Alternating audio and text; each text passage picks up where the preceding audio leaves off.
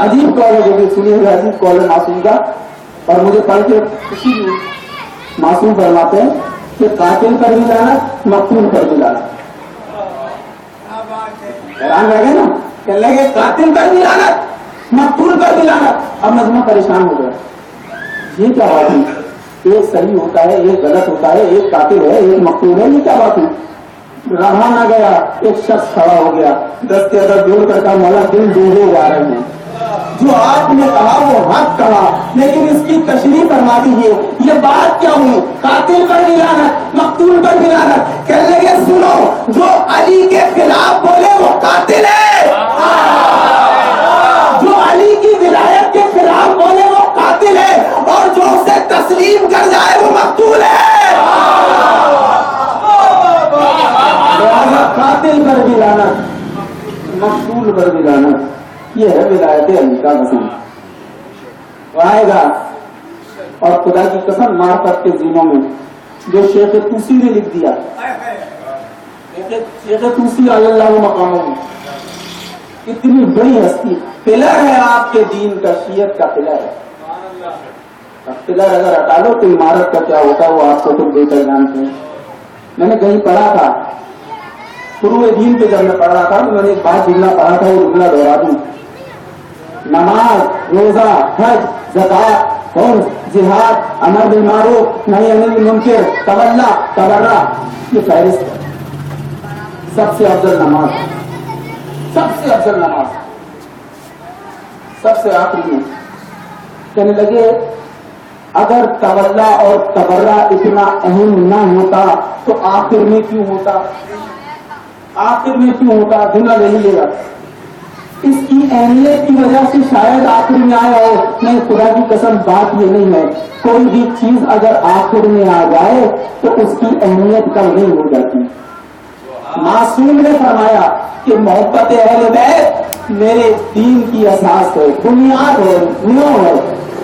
اور اگر نیو سب سے نیچے ہو اور اس کے اوپر عمارت تعمیر کی جائے، اگر نیو کو نکال لو تو جو کچھ اوپر ہے سب نیچے آ جائے گا.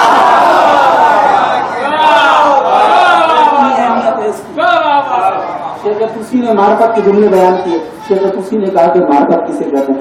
شیخ توسی نے تمام معصومین پر درود لکھا، تمام معصومین 14 کے 14. لیکن کیا غضب کا درود لکھا ہے میرے بارے میں؟ 14 معصوم ہے اور 12واں امام ہے. جب آئے 12ویں کی طرف تو لکھ گئے اللہم صلی علی صاحب دعوت مدیہ، پروردگار اس پر درود بھیج جس کی دعوت محمد والی دعوت ہے، جس کی دعوت محمد والی دعوت ہے، اس پر درود بھیج. دیکھیے معصوم سے سوال ہوا، آپ نے معصوم سے لگے مولا آپ نے جو اس کی ولی عہدی قبول کی ہے اس کا مطلب تو یہ ہوا کہ اس کی حکومت جائز ہے، اس کی حکومت جائز ہے، اس لیے تو آپ نے ولی عہدی قبول کر دی. چلو جملہ بتا رہا ہوں، جملے سے آگے جملہ نکال لے گا. مسکرائے. اچھا یاد رکھیے گا جملہ، اور بھی میرے بچے بیٹھے ہوئے ہیں، بزرگوں کو تو پتا ہے، جو فوراً جواب دے دے اسے امام کہتے ہیں، لیکن جو رک کر جواب دے وہ نبی ہوتا ہے. نبی فوراً جواب نہیں دیا کرتا، امام فوراً جواب دیتا ہے، کیونکہ امام ہوتا ہی وہ ہے جو سوال سے پہلے جواب بتا دے، نزول سے پہلے قرآن سنا دے. امام اسی کو کہتے ہیں. نبی فوراً جواب نہیں دیتا. کیوں؟ اس کی وجہ اس لیے کہ نبی وحی کا منتظر ہے، وہ خود نہیں بولتا. جب تک حکم نہ آ جائے وہ جواب نہیں دے گا. لیکن اگر امام بول رہا ہو تو معصوم کہتے ہیں سمجھو خالق خود بول رہا ہے، اس لیے امام وحی کا منتظر نہیں ہے، امام خود جواب دے رہا ہوتا ہے، نبی منتظر ہوتا ہے. معصوم نے مسکرائے، کہنے لگے یہ عزیز مصر کافر تھا اور یوسف اس کے وزیر تھے. جب کافر کے وزیر ہونے پر یوسف کی نبوت میں فرق نہیں آیا تو اس نام نے آج مسلمان ہونے کے ولی عہد ہونے پر میری امامت پہ کیا فرق آئے گا؟ فوراً جواب دیا. اور یہی سوال اسی طرح کا ایک سوال جو ہے وہ مولا کائنات سے بھی ہوا تھا. جشرا ایسا چل رہا ہے کہ جس میں جو ہے وہ جو باتیں ذہن میں آ رہی ہیں آپ کے اذان والیہ کو منتقل کرتا جا رہا ہوں. معصوم سے سوال ہوا اور آپ نے بھی سنا ہوگا اور ذہن میں کوئی ریزرویشن ہو سکتا ہے آ جائے. تو دور جدید ہے, انسان ہر چیز دقت کی طرف جا رہی ہے. کہنے جو یہ بچے میرے بات یاد رکھیں کہ یہ جو نوروز کا دن ہے کیا ہے. یہ نوروز کا دن عید غدیر نہیں ہوتی, عید غدیر نہیں. سن 660 عیسوی 21 مارچ تھی جس دن ظاہری طور پہ مولا کو تخت ملا تھا. 21 مارچ وہ دن نوروز کا دن کہلاتا ہے. اس دن کی مناسبت سے جو یہ سلسلہ آگے بنایا جاتا ہے. تو وہ دن جو تھا مولا کی ظاہری خلافت تھی. جیسے ہی بیٹھے تو مجمع میں ایک سوال اٹھا. کہنے لگے مولا کیا یہ وہی تخت نہیں ہے جو آپ نے ابن عباس سے کہا تھا کہ میں اپنی جوتی کی نوک سے بھی کمتر سمجھتا ہوں, اور کیا آپ نے ابن عباس سے نہیں کہا تھا مولا کہ اس کی حیثیت اتنی ہے کہ بکری کے ناک سے نکلنے والی غلاظت مولا پھر قبول کیوں کیا؟ اگر اتنا کمتر تھا تو قبول کیوں کیا؟ معصوم مسکرائے, کہنے لگے اگر تمہاری حالت رسول کے آنے سے پہلے والی نہ ہو گئی ہوتی تو قبول نہ کرتا. پہلے بھی 3 کو پوچھتے تھے, لات کو, منات کو, عزا کو. آج بھی لات کو, منات کو, عزا کو پوچھتے ہو. میں نے دیکھا تم پلٹ رہے تھے تو قبول کیا.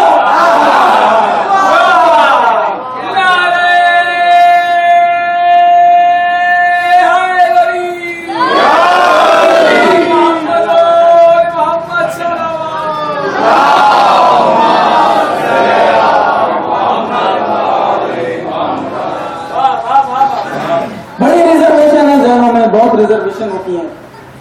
شاید یہ سوال آج بھی ذہنوں میں موجود ہو کہ کیوں ظہور نہیں کر رہا ہے. میرے پاس اتنا وقت ہے کہ میں اس واقعے کو مکمل کر دوں, باقی چیزیں کل بتاؤں گا. کیوں ظہور نہیں کر رہا ہے, کیوں اتنی تاخیر ہو رہی ہے؟ بڑے ذہنوں میں ریزرویشن ہے, اور یہ اشرا رکھا ہی ہے اس لیے ہے کہ معصوم کی معرفت حاصل ہو جائے. کیوں یہ سوال 150 سال پہلے نجف سے اٹھا. اور دیکھیں 150 سال پہلے کا نجف کتنا پاک و پاکیزہ تھا. اس کا اندازہ آپ اس بات سے لگا لیں کہ نہ ڈش اینٹینا تھے, نہ VCR کا دور تھا, نہ کیبل تھے. یعنی شیطان اپنے آلوں سے لیس نہیں تھا. طاہر لوگ تھے, پاکیزہ لوگ تھے, دل میں محبت کرنے والے تھے, سادہ طبیعت کے لوگ تھے. اس زمانے کا نجف, اور وہاں پہ آقائے بے بہانی کتنی بڑی ہستی. ان سے سوال ہوا کہ میرے معصوم آ کیوں نہیں رہے؟ 313 کا ہے, یہاں تو ہزاروں لاکھوں. پوچھیے معصوم سے کہ کب آئیں گے, کب تشریف لے کر آئیں گے. تو 100 جید علماء کرام جو اس وقت آیت اللہ کے قریب تھے, جو کورس کر رہے تھے, ان علماء کرام کو بلایا گیا آقائے بے بہانی میں, اور کہنے لگے سب میں سے ایک متفق چن لو آپس میں. دیکھو آج کے دور میں کوئی 2 آدمی بھی ایک متفق نہیں ہوتے. وہ کہتے نہیں میں اس سے افضل ہوں, وہ کہتے نہیں میں اس سے افضل ہوں. وہ اتنے سادہ اور اتنے عالم لوگ تھے کہ 100 میں سے 99 آدمی ایک کے تقوی پہ متفق ہو گئے.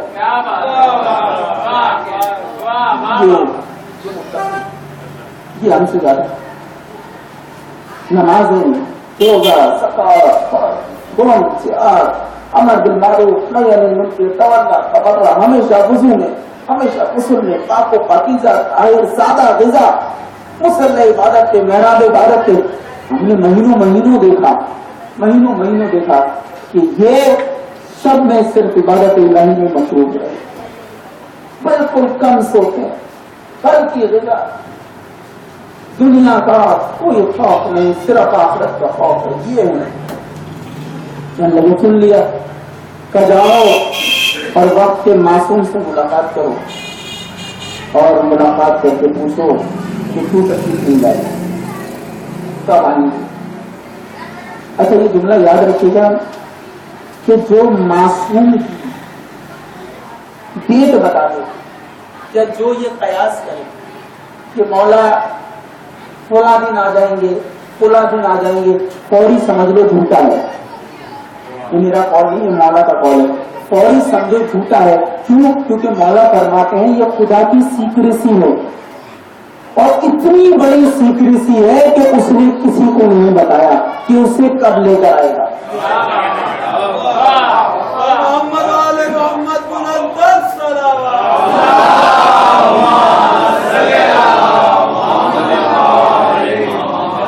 کوئی تعین نہیں کر سکتا کہ جی کل آ جائیں گے پرسوں. ہاں علامات دیکھ کر یہ کہا جاتا ہے کہ ظہور قریب ہے، معصوم تشریف لائیں گے، عقیدہ بھی ہے، ایمان بھی اور مکمل ایمان ہے، تشریف لائیں گے علامات دیکھ کر. لیکن یہ تعین نہیں کر سکتے کہ جی فلاں دن آ جائیں گے. معصوم سے بھی معصوم کی تلوار کہے گی اخرجنی یا ولی اللہ، اے اللہ کے ولی خروج کیجیے. معصوم کی تلوار کہے گی معصوم سے بھی، اور پھر معصوم جو تشریف لے کر آئیں گے.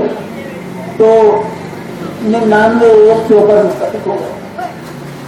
چلیے جی اچھا 3 دن کے روزے رکھے اور سورہ مزمل کا ویٹ کیا. یہ تو عمل ہے معصوم کی ملاقات کے بہت سارے عمل ہیں. یہ بھی سن لیجیے، وہ مختلف کتابوں میں مختلف تحریر ہیں کہ معصوم سے ملاقات کیسے ہوتی ہے. اور یہ بھی سن لیجیے کہ معصوم صرف معرفت کے حساب سے ملاقات کرتے ہیں. جس کی جتنی معرفت ہے، کسی کو صرف جگہ دکھا دیتے ہیں، کسی کے خواب میں آ جاتے ہیں، کسی کے خیال میں آ جاتے ہیں، کسی سے باقاعدہ مصافحہ بھی کرتے ہیں، گفتگو بھی کرتے ہیں اپنی معرفت کے حساب سے. ایسا نہیں ہے کہ ہر ایک شخص سے جوڑے. تو یہ سورہ مزمل کا عمل کیا اور 3 دن کے روزے رکھے. یہ وہ عمل ہے جو ملاقات امام زمانہ کتاب ہے آقا حسن عطا، اس میں تحریر ہوئی 2 جلدوں پر ہے. اور اب تو تقریباً جگہ جگہ موجود ہے. میں نے چوروں سے لکھی، وہاں سے آپ سے لکھے تو اس کتاب میں. اور یہ کتابیں ہونی چاہیے گھروں میں، کیونکہ آج کل کے دور کی سب سے بڑی ضرورت ہے. یہ وہ کتابیں ہیں جو اپنے بچوں کو پڑھائیں. اس میں ان تمام ہستیوں کا ذکر موجود ہے جنہوں نے وقت کے امام سے ملاقاتیں کی. انہوں نے یہ عمل کیا. پہلی رات گزری، دوسری رات گزری، تیسری رات گزری تو اچانک یہ سو گئے، نیند لگے. اب جو آنکھیں رکھے ہوئے تھے وہ ایک دوسرے سے کہنے لگے ارے کیوں چھوڑ لیا ان کو، آج ہی تو معصوم نے آنا تھا، آج ہی سو گئے. یہ کیا ہو گیا؟ جو کبھی نہیں سوتے تھے وہ سو گئے. سوئے نہیں تو سلائے گئے تھے. یہ بھی طریقہ ہے ملاقات کا. آپ کو پاتا نہیں جب آپ کو پاتا ہوں میں، آپ کو پاتا نہیں جب آپ کو پاتا ہوں میں، یا تو کھو جاتا ہوں میں یا کھو دیا جاتا ہوں. طریقہ ہے معصوم کا. آنکھ لگ گئی، جب اٹھے تو لوگوں نے کہا کیا ہو گیا، آپ سو گئے آج؟ چلے گھبراؤ نہیں، جواب لے کر آیا. سویا نہیں تھا، سلا دیا گیا تھا. جواب دینے کے لیے معصوم نے سلایا تھا، جواب لے کر آیا ہوں. کیا ہوا؟ کب میری آنکھ لگی تو میں نے دیکھا کہ ایک بہت بڑا شہر ہے، بہت حسین شہر ہے، اور شہر کے صدر دروازے پر میں کھڑا ہوں. وقت فجر کا وقت تھا. میں دروازے کو دیکھ رہا تھا، بڑا عالیشان دروازہ تھا. اچانک دروازہ کھل گیا.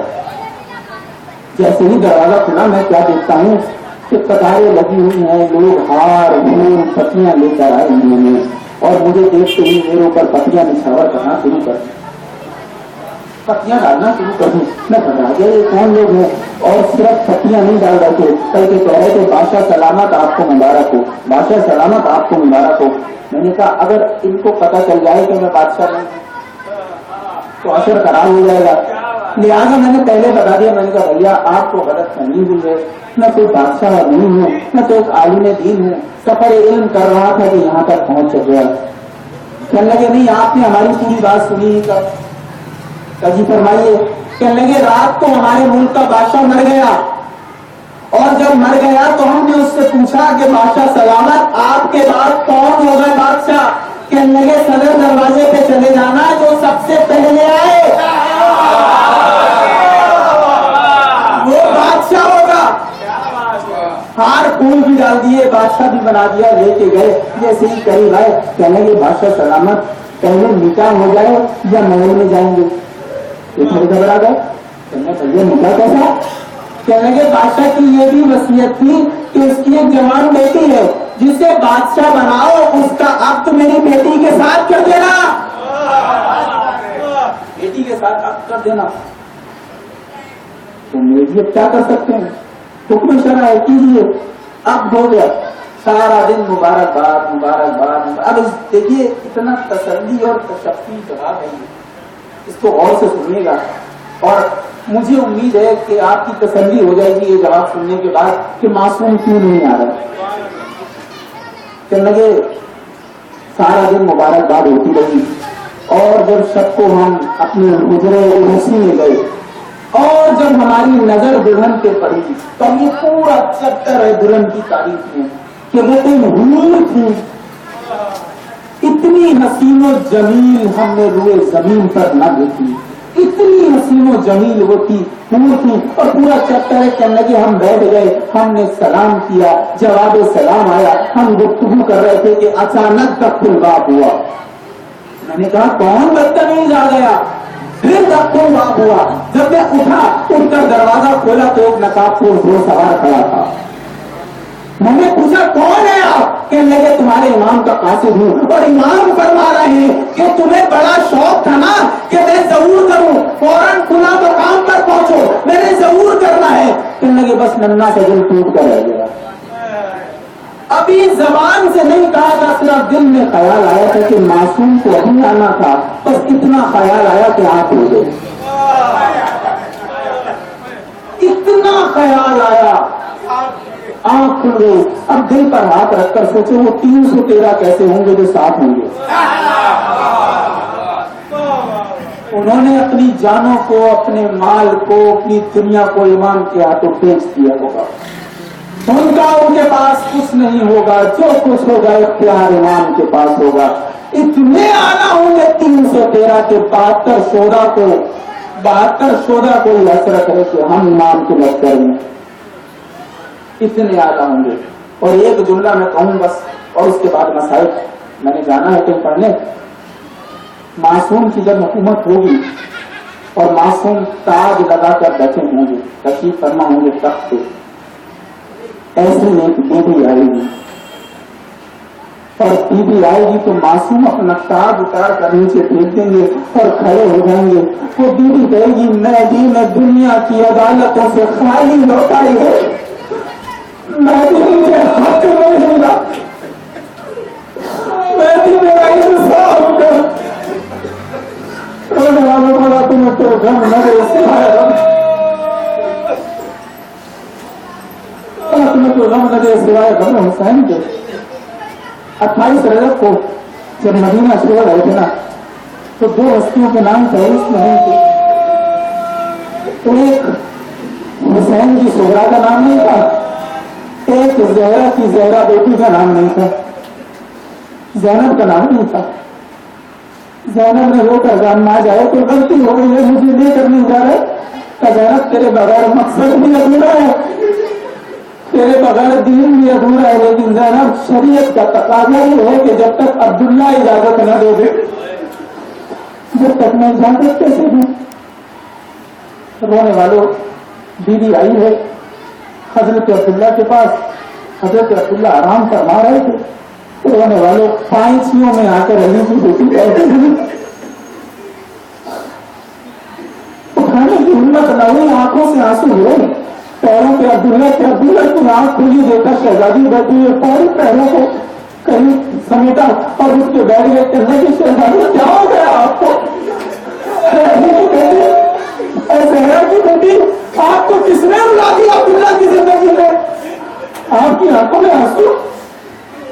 رو کر کہتی ہے عبداللہ آج زینب علی کی بیٹی بن کر نہیں آئی, عبداللہ آج زینب حسین کی بہنیں بن کر نہیں آئی, عبداللہ آج تیری زوجہ بن کر کے نہیں آئی ہوں, آج ایک سوالن نہیں کے آئی ہوں. ایک سوال ہے عبداللہ سنایا تو مدد سکتی ہے. عبداللہ کہتا ہے کیا ہوا وہ تم سے کرو. کہتی ہے عبداللہ میرا پاس آیا جا رہا ہے, مجھے اجازت دے میں اپنے پاس آئے کے ساتھ چلوں. امامے کو کار دیا تم نے. رونے والے اللہ آپ کی آوازوں پر اپنی رحمت نہ دے. امامے کو اتار کر کہتا ہے بی بی یہ تو آپ کے مہر میں تھا. علی نے کہا تھا زینب کا حق مہر عبداللہ یہ ہے کہ ایک وقت آئے گا کہ جب حسین بن علی سفر پر روانہ ہوں گے عبداللہ خبردار زینب کو میں روک گیا. انہوں نے روک نہیں سکتا لیکن بیچ میں نہیں رکو. بیوی عبداللہ کو پروردگار نے ہر نعمتوں سے آراستہ کیا ہے. میں بہت بڑا تاجر ہوں. بیوی تم میری زوجہ ہو کیونکہ جتنے غلام چاہیے جتنی کبھی چاہیے جتنا مال چاہیے اس گھر سے لے جاؤ.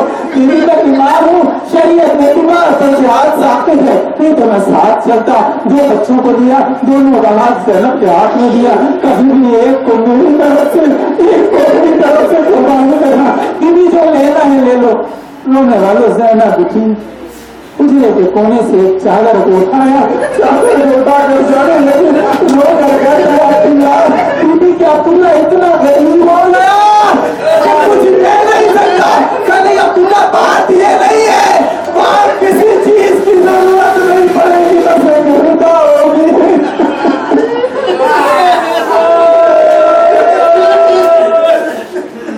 حضرت اللہ رونے والوں کانپ لگتے ہیں. ابھی چند قدم فاصلہ طے کیا تھا قافلے نے کہ نگاہ لگائی گئی. قافلے والوں قافلہ روک لو. ام البنین کی سواری آتی ہے. ام البنین کا نام سنا نا عباس نے اپنے آپ کو پورے سے پڑھی نیچے کی دوڑتے ہوئے جا کے ماں کے قدموں کو ہاتھ رکھا. ماں تمہیں تکلیف کیوں؟ اما بیٹے کو آواز دے تو میرا پورا رہتا. اما عادت کیوں آئی؟ حسین نیچے اتر کے آئے سواری سے. کہا ماں آپ کیوں تشریف لائی؟ کوئی کام تھا تو بتا دیا ہوتا. کہا حسین یہاں آنا ضروری تھا. حسین آپ شہزادے میں عباس آپ کا غلام ہے. جب تک مالک اجازت نہ دے غلام سے گفتگو نہیں ہوتی. میں آپ سے اجازت لینے آئی ہوں. اجازت ہے آپ کے غلام سے کچھ لمحے باتیں کروں.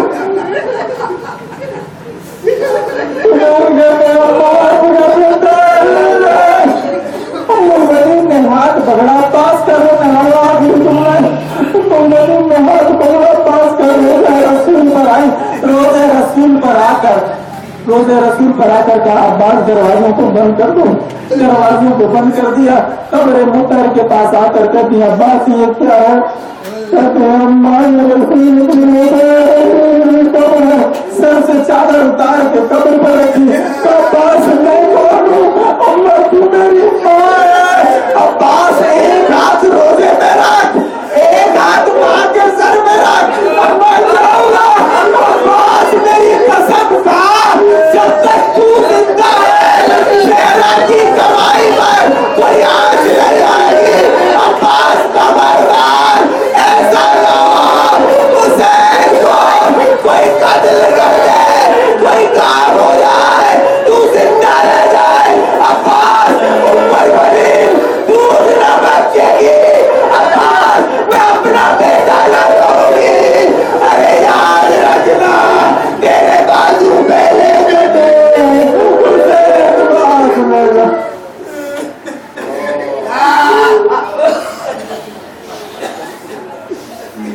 رحمت اللہ من قوم الظالمین. اللهم لا تقلق الحسين واولاد الحسين واصحاب الحسين وانصار الحسين صراطا امن حق منصبه. پروردگار ہماری اس عبادت کو قبول کرنا. پروردگار ہم جیوں کو محبت آل محمد میں جیے. پروردگار ہم مرے تو محبت آل محمد میں مرے. جو بیمار ہیں تو جو واسطہ بیمارے کربلا کا ان سب کو شفا کاملہ عطا فرما. پروردگار وہ دو اولاد میں تجھے واسطہ بیوی ام رباب کا ان اولاد مرینہ عطا فرما. جو با اولاد میں تجھے پنجتر وفاق کا واسطہ ان کی اولاد کو صراط مستقیم پر چلنے کی توفیق عطا فرما. جو حج و زیارات کے خواہش مند ہے تجھے شام والی بیوی کا واسطہ انہیں حج و زیارات نصیب فرما. جتنے ہاتھ اٹھے ہیں تجھے سخی پاس کے کٹے ہوئے ہاتھوں کا واسطہ ان میں سے کوئی خالی ہاتھ نہ جائے. ہمیں ہماری پردے کا مبارک کی زیارت نصیب ہو. ماں کا نشان